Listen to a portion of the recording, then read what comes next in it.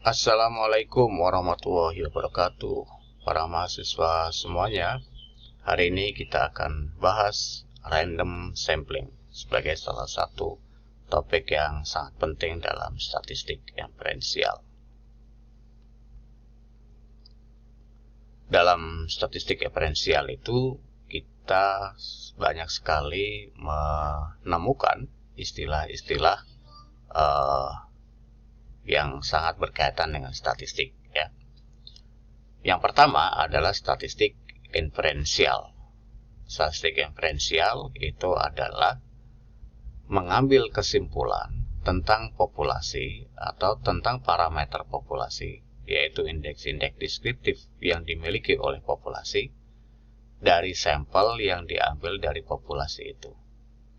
Jadi, kenapa itu statistik inferensial? Karena memang tujuannya adalah membuat kesimpulan terhadap populasi, tetapi kesimpulannya tidak menghitung langsung populasinya secara keseluruhan, tetapi menghitung berdasarkan sampel yang diperoleh. Angka-angka statistik atau angka-angka deskriptif yang diperoleh dari populasi itu disebut parameter. Angka-angka deskriptif itu apa? Rata-rata, standar deviasi, standar error, distribusi, skewness, gitu ya, persentil, semuanya itu adalah deskriptif dari populasi. Indeks deskriptif, gitu ya. Nah, indeks deskriptif itu kalau dia diperoleh dari populasi maka disebut dengan parameter yang dia memiliki simbol-simbol huruf Yunani seperti mu, sigma, rho, gitu ya. Nah, itu semuanya adalah lambang-lambang indeks deskriptif parameter. Sementara statistik itu adalah indeks deskriptif dari sampel. X bar, S, gitu ya, S kuadrat, itu adalah indeks statistik, yaitu angka-angka deskriptif yang diperoleh dari sampel. Dan simbolnya itu adalah simbol-simbol huruf alfabet A, B, C, D, gitu ya. S, seperti X bar, gitu ya. Kalau rata-rata di populasi disebut dengan mu, sementara rata-rata dalam sampel disebut dengan X bar. Istilah yang selanjutnya itu adalah populasi dan sampel, ya. Terus dari parameter dan statistik ke populasi dan sampel. Populasi itu adalah serangkaian yang utuh, gitu ya, complete set dari pengamatan, gitu ya, yang investigator atau peneliti inginkan untuk mengambil kesimpulan. Jadi populasi itu adalah seluruh aspek atau seluruh target yang ingin diteliti, gitu ya. Misalnya kalau targetnya itu adalah mahasiswa psikologi, maka populasinya adalah seluruh mahasiswa psikologi yang ada di program studi psikologi di Universitas Pendidikan Indonesia, gitu ya.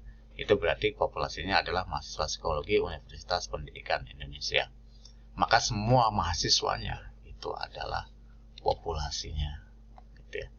Yang ditelitinya bukan mahasiswanya, tetapi adalah observasinya, data yang mereka miliki, itulah populasinya. Misalnya IP atau IPK, itu kan sudah ada tuh, maka itulah populasinya. Populasi itu adalah hasil pengamatan, hasil pengukuran, atau data-data. Nah, sampel itu adalah sebagian dari populasinya, sedikit dari populasi, itu adalah sampel. Misalnya dalam survei pemilihan presiden diambillah 1.200 orang seluruh Indonesia untuk mengetahui dalam pilihan presiden nanti yang akan dilakukan itu memilih siapa. Nah, itu disebut dengan sampel untuk survei, gitu ya. Nah, sampel-sampel itu adalah bagi sebagian saja dari populasi, gitu ya. Sebagian saja dari populasi. Nah, sampel-sampel itu punya kemungkinan, gitu ya, punya kemungkinan untuk salah, gitu ya, atau sampel-sampel yang mungkin bisa diambil, gitu ya, dari populasi. Sampel-sampel yang mungkin diambil dari populasi itu disebut dengan sampel, gitu ya, di mana kemungkinan, gitu ya, sampel yang ada, gitu ya, sampel-sampel yang ada itu, gitu ya, itu adalah termasuk di dalamnya semua elemen yang dimiliki oleh populasi, gitu ya. Itu. Jadi semua yang didapat sampel itu, gitu ya, itu adalah dari populasi yang diketahui. Kemudian hipotesis adalah sebuah pernyataan tentang populasi, gitu ya, sebuah pernyataan tentang populasi yang kemudian akan diuji, gitu ya, yang kemudian hasil ujiannya itu nanti akan diterima atau ditolak. Hipotesis, misalnya ada korelasi antara self-efficacy atau kepercayaan diri dengan prestasi belajar. Nah, itu adalah pernyataan yang diuji pada sebuah populasi tertentu. Misalnya, apakah ada hubungan self-efficacy dengan prestasi belajar pada mahasiswa psikologi UPI? Nah, itu yang akan diuji. Kalau dia ternyata tidak ada hubungannya, maka hipotesis itu ditolak. Tapi kalau ada hubungannya, maka hipotesis itu diterima. Selanjutnya, istilahnya adalah distribusi sampling. Distribusi sampling itu adalah distribusi frekuensi relatif, teoritis. Karena dia frekuensi relatif, maka distribusinya itu 0 sampai 1 ya, bukan frekuensi yang sebenarnya atau jumlah frekuensinya, tetapi adalah proporsinya, yaitu 0 sampai 1. Dari nilai-nilai statistik yang akan diperoleh, gitu ya, yang punya peluang, gitu ya, dari jumlah tertentu dari sampel, gitu ya, dengan ukuran tertentu, sampel dengan ukuran tertentu yang diperoleh dari populasi yang ada, gitu ya.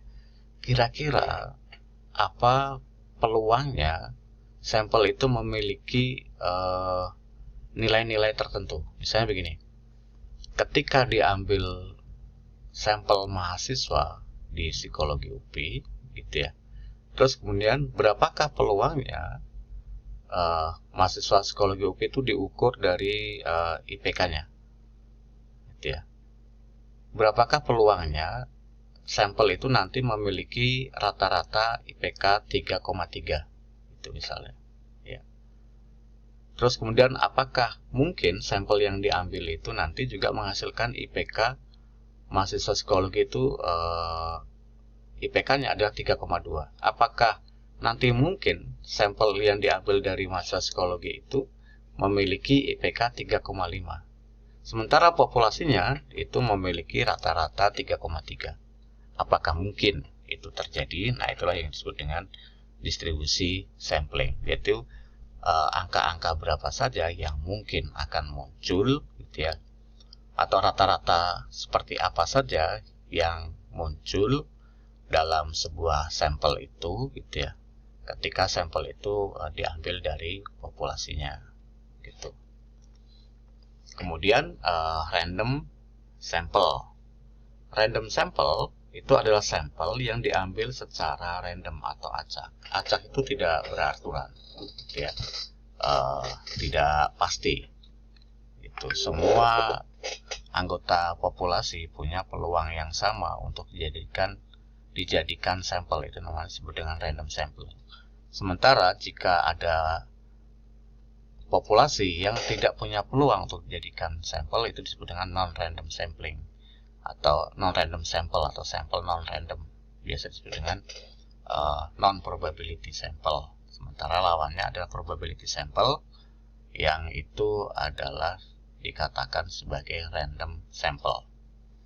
Random sample adalah sebuah sampel yang diperoleh dengan cara sedemikian rupa yang memastikan bahwa semua sampel dengan ukuran yang sama memiliki peluang yang sama untuk dipilih dari populasi. Jadi sampelnya itu punya peluang yang sama untuk dipilih gitu ya. Tidak cenderung memilih sampel tertentu yang menghasilkan nilai-nilai tertentu gitu ya. Tetapi semua bentuk sampel yang ada itu mungkin terjadi pada sampel yang ada seperti arisan gitu ya. Maka semua anggota arisan itu sangat mungkin untuk terpilih jadi sampel atau untuk jadi pemenang gitu ya.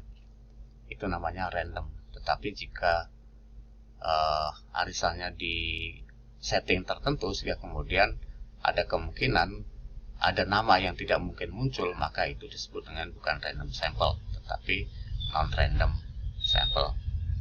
Baik, itu materi tentang awal dari perkuliahan random sampling. Kita akan lanjutkan dengan video selanjutnya.